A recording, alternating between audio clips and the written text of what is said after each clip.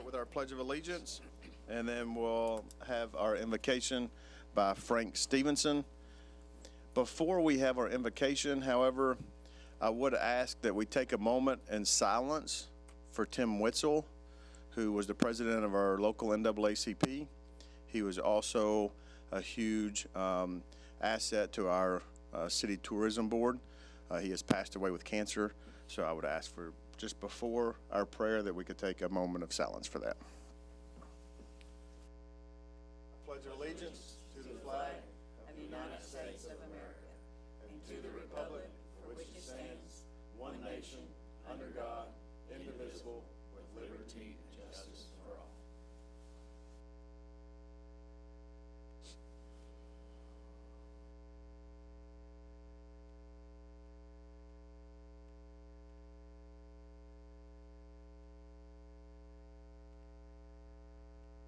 Pray. Seeing grace for life in this world, and we just pray.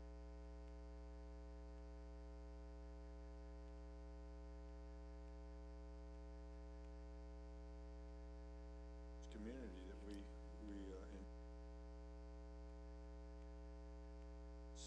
and discernment for this council and the affairs of the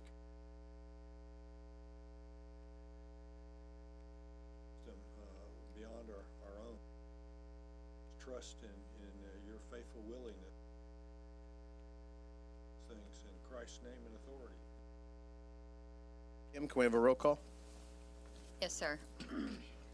Misty Cavanaugh. Here. Tony Space. Here. Adam Townsend. Here. Larry Knopfinger. Here. Frank Stevenson. Here. Chad Mincer. Here. Mayor, we do have a quorum. All right, our first order of business is the minutes from September the 3rd.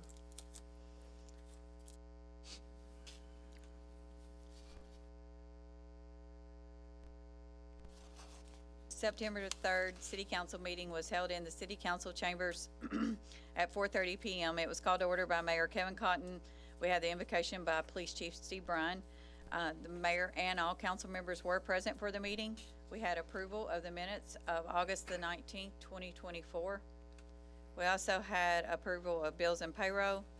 We had department reports. We had council committee reports, tourism advisory board recommendations and motions to approve the $450,000 for a 3-day Fourth Fest event. Motion to approve $25,000 for fireworks for the 4th of July. Motion to approve $85,000 for turf for the Sportsplex, and motion to approve $20,000 for upgrades of the mini golf course. We also had a first reading of an ordinance relating to chapter 156 of the Code of Ordinances relating to educational facilities, and we also had a first reading of an ordinance of chapter 158.20 Code of Ordinance relating to sign regulations in regards to billboards. We had a second reading of an ordinance amending chapter 96 of the Code of Ordinances relating to property tax that was approved. We also had an amendment to resolution for assistant firefighter grant was approved. A resolution to enter into a memorandum of agreement with Kentucky Department of Transportation was approved. A resolution to declare some golf carts as surplus property was approved. Permission to close a portion of Bayview Drive for a block party was approved, and a motion to adjourn. Do I have any corrections to the minutes? Do I have a motion to approve? So moved. Do I have a second? Second. Motion is second. Are there any questions? All in favor say aye. Aye. Opposed? Hearing none, motion passes. Next, we'll move on to the approval of bills and payroll. We have the total general fund of $384,558.99, total sanitation and maintenance of $59,767.92, total electric utility office of $16,647.86, total water filter of $309,329.70, total wastewater collection and treatment of $66,366.58. We have an estimated biweekly payroll, governmental of $52,447, police of $168,810, fire $170,657, transportation of $32,863, cemetery of $4,982, park $20,135, sanitation $50,903, maintenance garage of $9,389, light fund of $98,514, wastewater treatment of $20,400, wastewater collection $34,272, water and filter $61,084, and Mattisville Sportsplex of $5,152, for a total estimated biweekly payroll of $729,607. Do I have a motion to approve the bills and payroll? So moved. Do I have a second? Have a motion and a second. Are there any corrections or questions? All in favor, say aye. Aye. Opposed? Hearing none, motion passes. Next, we have a couple of proclamations. We are joined here today with Heather Tao, Katie Dame, and Ashley Allen from Baptist Health Deaconess Madisonville in a joint proclamation. And it reads, whereas October is Breast Cancer Awareness Month, the city of Madisonville and Hopkins County enthusiastically join the national initiative to fight breast cancer on a local front with energy, devotion, and compassion. And whereas the promise of Baptist Health Deaconess Madisonville is to save the lives and increase awareness of breast cancer by empowering people, ensuring quality care for all, and energizing science to find the cure. And whereas the battle with breast cancer is ongoing, we urge all women to practice monthly self-exams and all women 40 and over to have yearly mammograms. And whereas the city of Madisonville and Hopkins County honor and recognize breast cancer survivors who have triumphed over this devastating disease, their courage and spirit are inspirations to us. Now therefore be it resolved that we, Kevin Cotton, Mayor of the City of Madisonville, Kentucky, and Jack Whitfield, Judge Executive of Hopkins County, Kentucky, hereby proclaim the month of October as Paint the Town Pink Month in recognition of breast cancer awareness in the City of Madisonville and Hopkins County, and urge all citizens to join in the fight to promote breast cancer health awareness and to find a cure for breast cancer. At this time, we'll ask Ms. Heather Tao, Katie Dame, and Ashley Allen to come up front.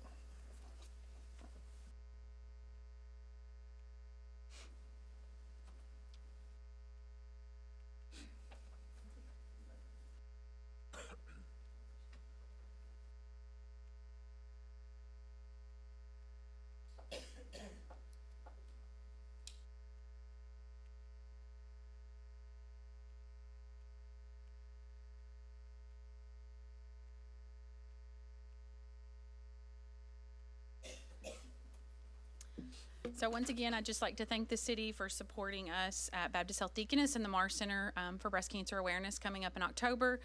We're very grateful for our community that continues to support our local cancer center and our brave fighters that are fighting this illness every single day. Breast cancer is our #1 cancer site in 6 counties that we serve at Baptist Health Deaconess currently. So it is on the rise, so we want to continue to raise awareness, get women screened, and get the information out there. So thank you all so much for always supporting us, and please paint the town pink with us in October. We're going to be having the kickoff on the old courthouse lawn. Thank you all for supporting that and allowing us to set up and hang the pink banners throughout town.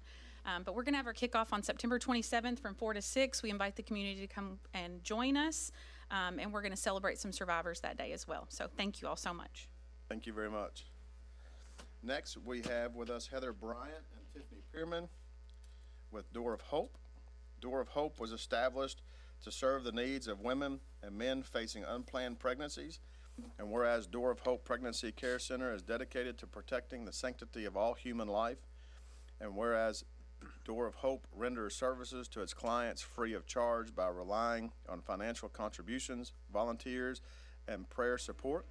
And whereas 2024 marks 27 years for Walk for Life, now therefore be it resolved that I, Kevin Cotton, Mayor of the City of Madisonville, Kentucky, do hereby proclaim Saturday, September the 28th, 2024 as Door of Hope Walk for Life Day in the City of Madisonville, Kentucky, and we urge all citizens to consider contributing their resources to improving our city through community service and volunteerism, presented on the 16th day of September. Ladies, if you all would join us up front.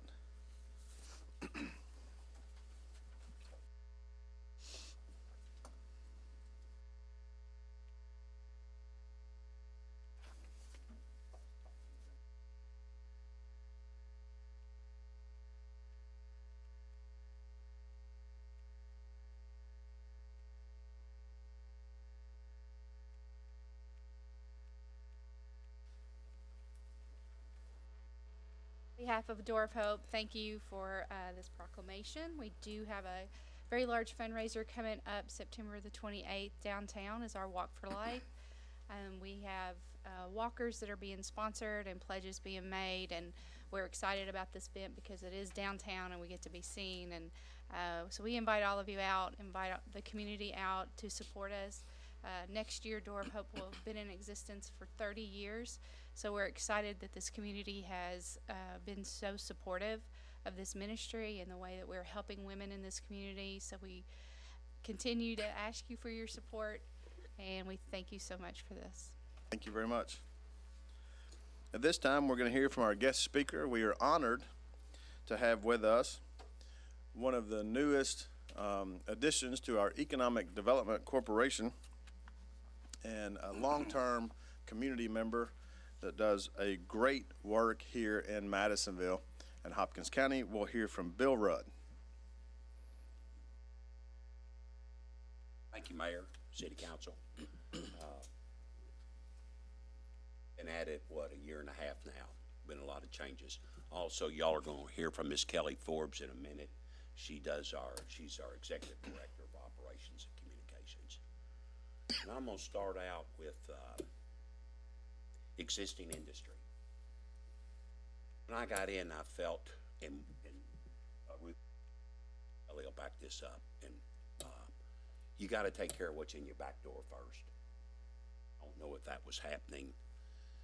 It had been about 8 or 9 years since they had an industrial alliance or a manufacturers association started. We've done 2. Our first one, Secretary Noel was down from the Cabinet of Economic Development. Second one, we invited all the 25 industries to come, bring up themselves, and give a brief synopsis on their company. Everybody showed except one company, which I thought was fantastic. They didn't know each other. They don't know what the other manufacturer did. Visited all the manufacturers except one. That's my fault, but I've been to every one of them. Industry Alliance does have a November, we meet quarterly, November the 12th, I believe is the next one. They want workforce development, and that's what we're gonna do. So we're working up a schedule. We also will be going to Frankfurt again in October. In fact, this trip, we're gonna give them information. We get in front of the cabinet. There'll be about 28 people up there that we get in front of. Our studies here in the past few months, we're gonna try to give them information that they can't just find on the web. So I'm in Townsend. Derek Ford is gonna go. Derek's gonna talk about the 51 applicants, 51 jobs and 340 applicants. Mr. Ford has another personal story that I'm not gonna share at this time that speaks highly of Madisonville. It's the best compliment we can get. And Derek speaks on the Bush. Help me out here. Yes, he's quite the decorated golfer, and has played has won very many tournaments. Won through former President Bush's an event that he puts on. So it's we're going to have a good show going up there. And doing Frankfurt is fine. We have got to get in front of site selectors. Say in front of them, I mean get a relationship with these people. That's just not say hi to them. We've got to start forming relationships around the United States with site selectors. We got to be going to site shows, and Ms. Forbes is going to talk about a little bit about that. These are the things that need to happen to take us to the next future. These things don't happen in a month or 2. It's going to take a year. Our marketing budget has got to get increased. You all have done a lot of retail trade shows, and you see the importance of getting in front of people. You see how many people come to this community now to see what's going on. And those are the steps that needs to start happening at ED. It gives you a little bit about that. Makerspace, and we're open for ideas. Movers and Makerspace is costing economic development $5,100 a month to keep those doors open. That does not include the $1,000 the city puts in, and that does not include the $1,000 that economic development puts in on a monthly basis. It's costing us $7,100 to keep those doors open. The space was for you to come in, learn a trade, and then go to work. Get a skill and go into one of the industries. Great concept. It seems that right now there's a lot of people using it as a hobby. There'll be discussion now about moving it forward. If anybody has any ideas how we can get it and somebody else take it, because I think it's a great concept. It's just we can't market it with our little team. To sell it, our grant will allow us to sell it. We have to pay the grant people back 80% of the money, and economic can keep 20% of it. The equipment we can sell and we keep that money, but equipment, what do you get? 25 cents on the dollar or whatever, but that gives you a little bit of insight on the makerspace and what it's costing us to keep those doors open. We're open for suggestions, anybody that has any.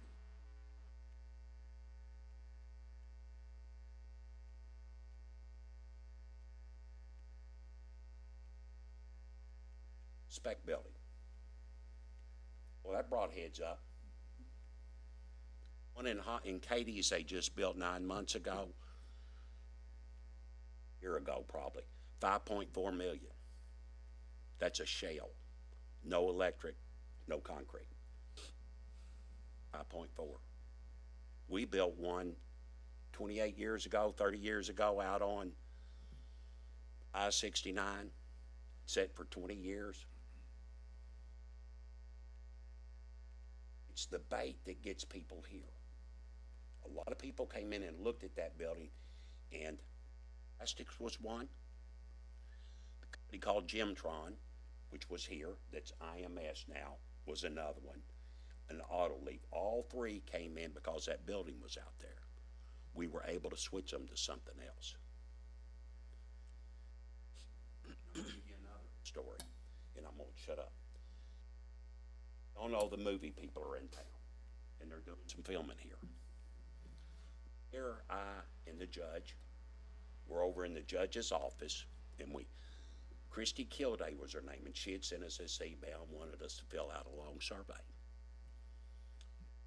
up there. And I thought, let's call her, because I don't like filling out surveys. And I thought to myself, okay, Christy, why don't you just come visit our town? And she goes, I'll do it. I'll be there next week. And she came. She also visited, I think, 24 other counties, I think is what she visited. She decided on Mattisville is where she'd like to land. Quality of life. We can get in front of the people. We got enough here to offer that people will and want to come.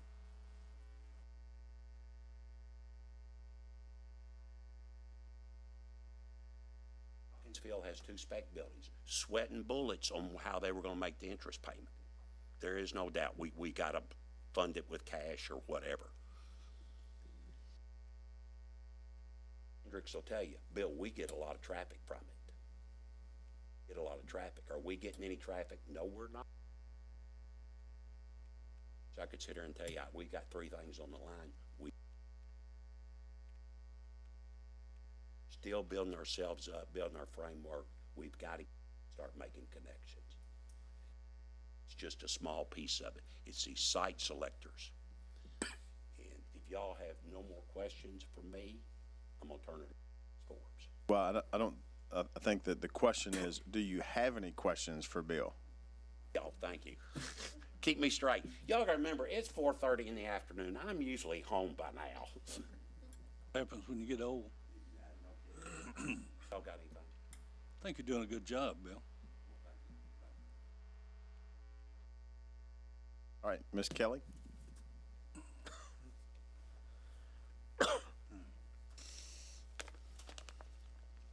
Okay, I'm gonna do just a high-level overview of some of the projects we've been working on, and then I'm happy to answer any questions for you guys.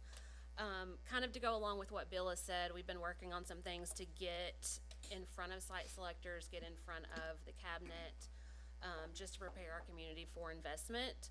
One of the things we're doing is getting a 16.8 acre tract of land build ready certified. We're hoping by the end of the year that would be certified by the state of Kentucky. It's across from GE. You guys, if you've been out there, you've seen some groundwork and some things happening. Next steps are bids are open right now to get it pad ready to level the ground for a 100,000 square foot pad.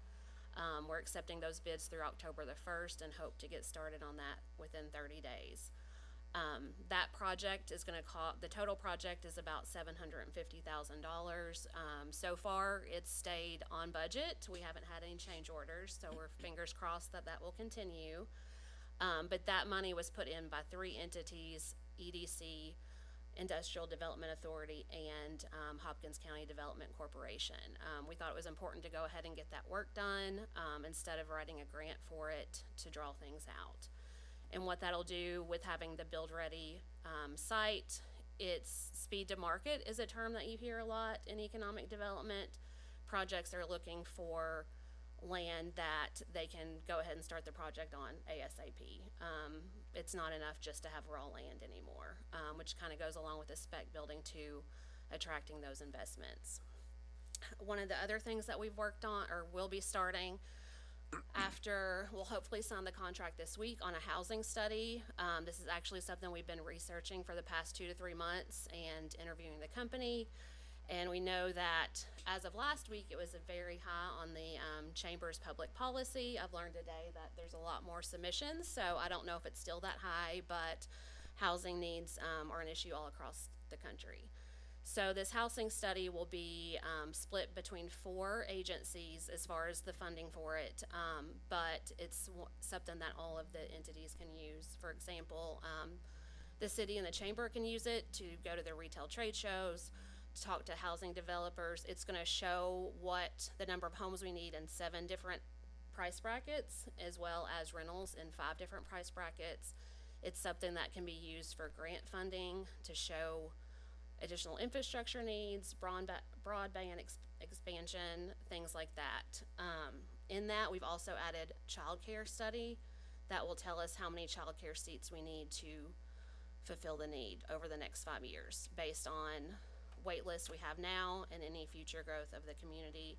That's something that can be given to our childcare centers to consider expansion, but then also franchises that's their business model, is to open up childcare centers. And just for a point of clarification, Kelly, this is on top of the state housing study that was completed Yes. about a couple of months ago, maybe even 3 months ago. This is going a little deeper into that study to give us more Right, it will just be information. for Madisonville and Hopkins County. We are including the county in it, and it will just be for our area, and again, give us, you know, if we need 52 houses in the price bracket from $250,000 to $350,000, that can be taken to housing developers so they see the actual need and what's needed with that. We can also use it at EDC to show potential industries that we have a plan for housing before they bring in investment. The other thing that we're working on is a target industry analysis. We will be picking the firm this week, hopefully tomorrow. We had 9 submissions for that, but we did the procurement on the front end because we are asking federal dollars for that. So then we'll start writing the grant for it. But what that will do is look at our existing industries, trends in our region, trends in surrounding states, to also look at supply chain, but give us our top 3 to 5 industries that we should be focusing on to bring to our area. There are trade shows in economic development. You could go to one every single week and still not make all of them. So we want to be intentional with our time and our resources. This also will give us the site selectors that we need to get in front of. A lot of them work on very specific projects. So once we pick the firm, write the grant, hopefully receive it, we can reapply each quarter if we don't. So I feel pretty confident that we'll get grant funding to do this. It is an 8 to 10 month project. And we'll be asking our stakeholders in the community to set up meetings, roundtables, focus groups. Some will be Zoom. The firm will come in town at least 2 to 3 times to have in-person meetings. Some of those meetings we will not be in because they want feedback, raw, honest feedback from community members to kind of get us a plan. And it will end with an action plan with metrics that we can go through and make sure that we're staying on track and doing what we're supposed to, and again, being intentional with our time. Anybody have any questions for me? All right, thank you very much, ma'am. I will say that, you know, as we look at the collaboration with the Chamber and Hopkins County Tourist and Convention Commission and Economic Development, the county, the city, we have seen some great opportunities, and we all are now singing on the same page as we're out trying to recruit businesses, recruit manufacturers and retail, housing development. That goes a long way.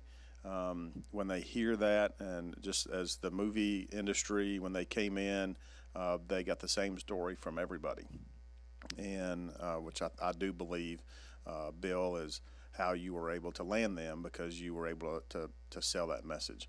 So thank you for what you're doing. We look forward to the next 3 to 5 years with you at the president's role there, as you already have given a notice.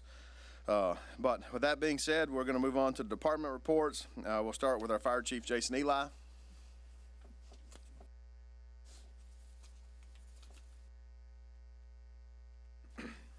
Mayor, City Council, I'm pleased to give the August 2024 fire reports. We had 112 medical runs, 44 fire-related runs, for a total of 156 runs. 35 of the runs were overlapping. We had a pre-incident value of $99,600 with losses at $36,000. And our dispatch to responding average time was 1 minute and 39 seconds. And our dispatch to arrival would be 4 minutes and 51 seconds. We spent an average of 20 minutes and 20 seconds on scene, and we had 1,637 monthly training hours combined. For our inspections, we had 53 pre-incident inspections, 50 code enforcement inspections, fire prevention inspections, and then on our code enforcement cases, we had 288. For community outreach, we had 23 community programs. We issued 3 smoke detectors, and for our community contacts, we had 23,686 and 13,000 adults. And then for children, we had 13,340. A little thing called the hot air balloon that run the numbers up a little bit. And then we had several nights at the fair this time, so they got our numbers up. So if you look on page 2 and 3, that's going to be our breakdown of our incidents by the major types. And then on page 4 and 5, that's going to be our pre-incident surveys. And then the last one would be our community outreach events. Questions? Thank you, Council. Chief, thank you very much. Next, we'll hear from Police Chief Steve Bryan.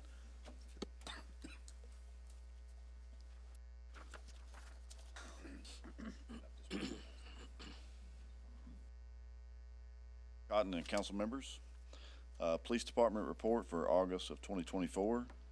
We answered 3,924 call responses, made 320 total arrests, 82 felonies, and 238 non-felonies. We investigated 70 accidents, and average response time is 3.71 minutes.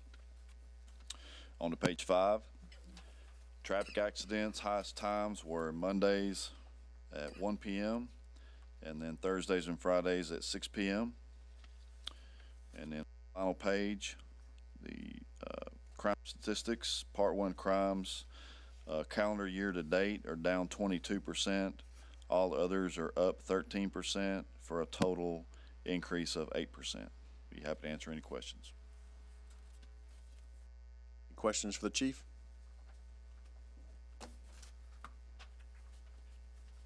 Chief, I know we have some meetings this week on the DOCJT.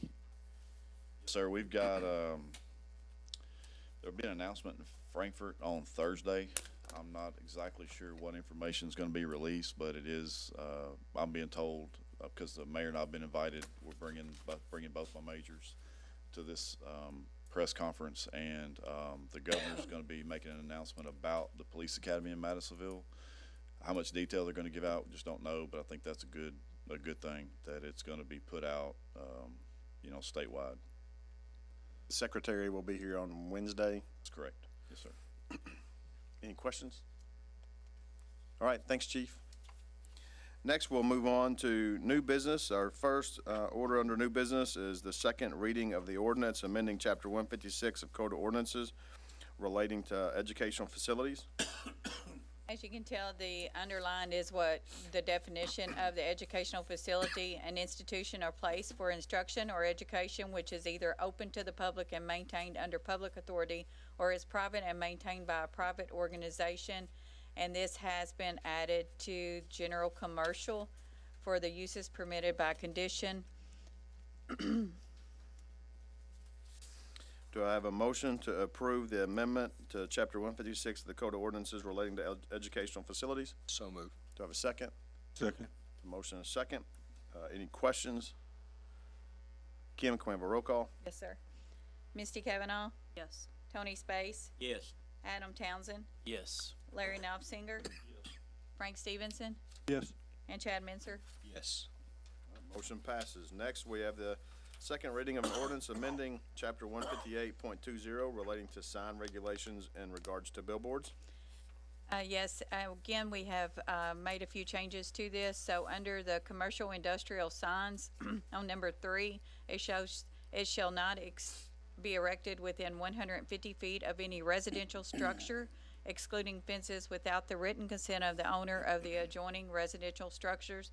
And number 4, it shall not exceed 30 feet in height nor 380 feet in area which is when located along roadways designated as U.S. highways, and shall not exceed 300 square feet when located along other roadways. And number 5, the minimum setback from any street right-of-way shall be 20 feet.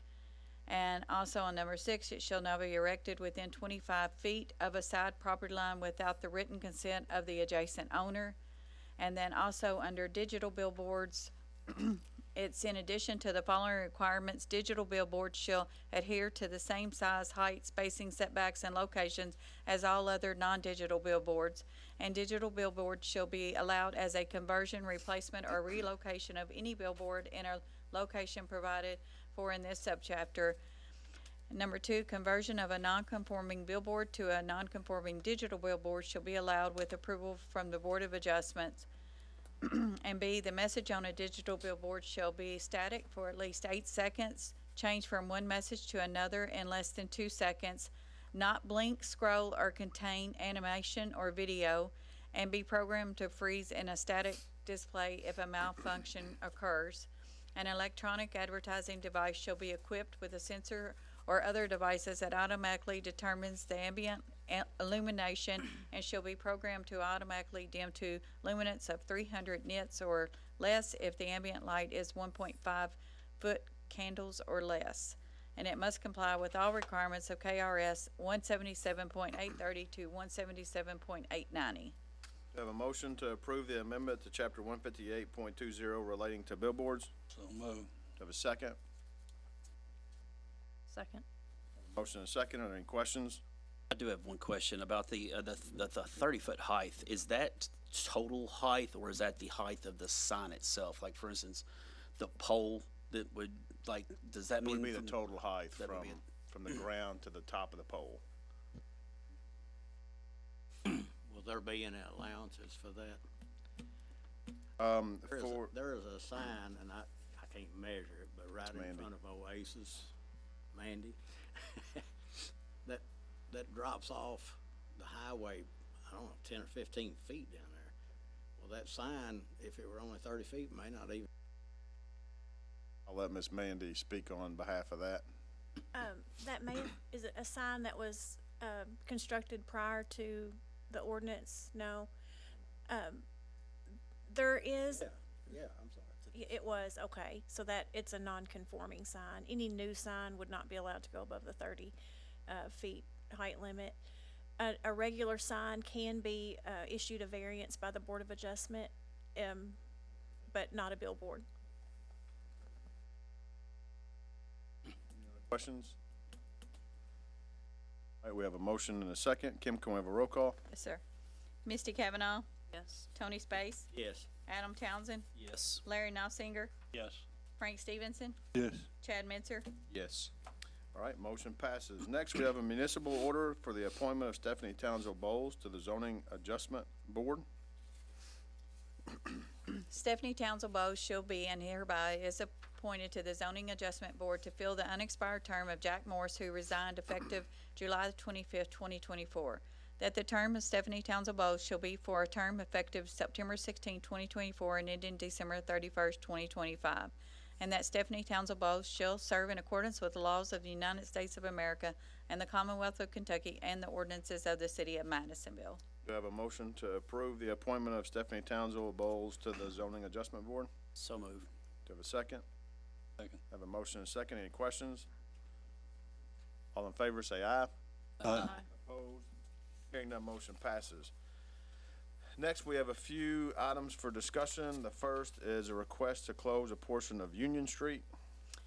Yes, we got an email from the Hopkins County ASAP requesting the closure of through traffic for the portion of Union Street between the county clerk's office and Center Street to accommodate food truck vendors for an upcoming event. The event is called Scare Away Substance Use Expo. It's planned for Friday, October the 18th, 2025, from 4 to 7 p.m. Do I have a motion to approve the street closure for a portion of Union Street for Hopkins County ASAP event? Question. I asked the chiefs, both the chiefs, I Can we always ask, is there any Can problem? we have a motion? I'll make a motion. We have a motion. Do we have a second? Second. We have a motion and a second. Any questions? Yes. To the chiefs, I always ask the same questions. What y'all's opinions?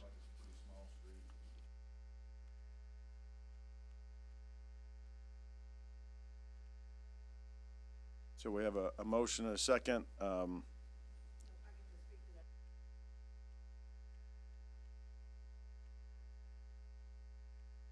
Idea is we've invited people like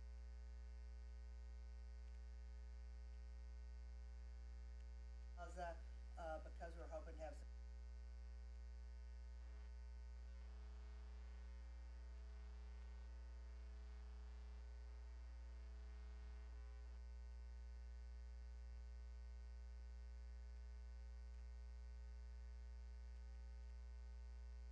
on stage with Do we have some additional questions? Is Center Street closed or is it up to Center Street? Okay. Any additional questions? For me. All right, we have a motion and a second. All in favor, say aye. Aye. Hearing none, motion passes. Next, we have a request to close a portion of the street located at 129 East Knoll Avenue for Halloween. Melissa Bruner, who lives at 129 East Knoll Avenue, has requested a street closure during the hours of Halloween on Halloween Day. The request is attached. She did a petition. They're requesting a street closure during this hour. Their house has become an attraction. Last year, they stopped counting over 1,000 children alone, not adults or other older kids. And for safety concerns, we would like the street closed for safer Halloween fun, as the cars never slow down on this road. She said she has a list of neighbors here that agree to this and are fine with the closure for through traffic only. And she's got a list of the names along with their phone numbers. So do we have a motion to close the portion of the street located at 129 East Knoll Avenue? on So Halloween? moved. So we have a motion, we have a second. Second. All right, we have a motion and a second. Any questions? Questions? Is that not a state road? East Knoll. Knoll Avenue? No, Liz, but I That's didn't know Knoll if- is. No, it's not. Okay. I thought they both were. I wasn't sure.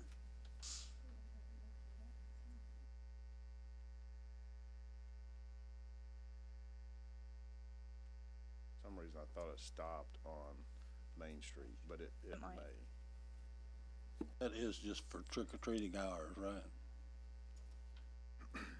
She said during the hours of Halloween, so It I would be don't, the hours for trick or treat. What we set up for trick or treating hours, okay. And my question to the council is, if we're gonna close this street down, are we gonna close down Chickasaw and Belmont and Lakewood and every other street in town that's very congested? Cause I know going home one day when I lived on Cherokee, it took me about 45 minutes to get from Princeton Pike to Cherokee, and that was for trick-or-treating hours. And so, I have a concern of just closing it for Halloween, just because of, I know there's other opportunities in the, city that probably have the same issues. So we do too, but And I that's a know short street. I know the police chief probably has lots of phone calls that night. Yeah, I mean, Well, this, I've got the same concerns. I think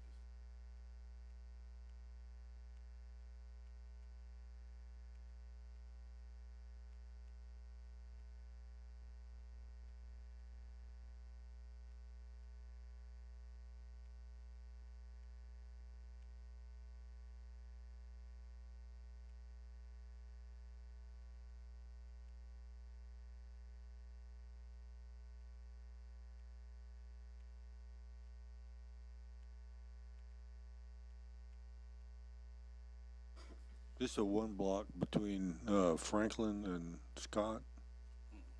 Correct, yes, sir.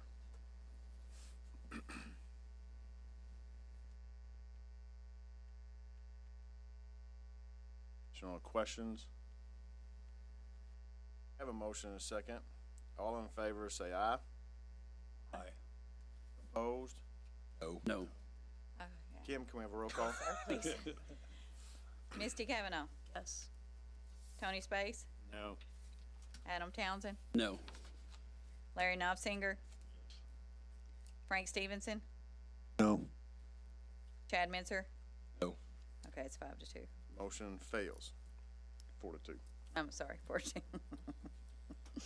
So Kim will reach back out to them and let them know that that has not been approved at this time.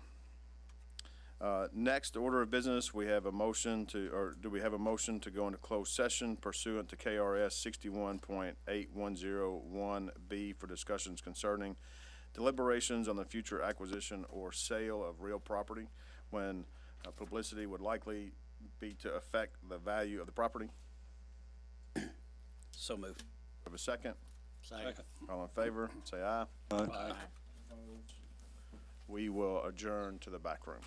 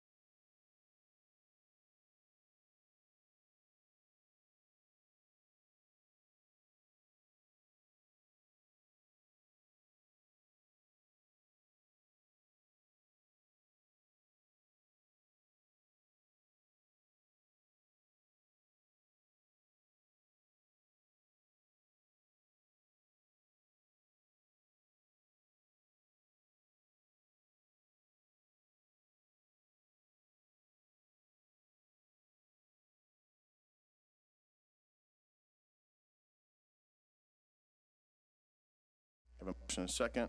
All in favor, say aye. Aye. Opposed? Hearing none, motion passes. The last order of business that we have, I make a motion to adjourn. second. We have a motion and a second. All in favor, say aye. Aye. Opposed? Hearing none. We are adjourned.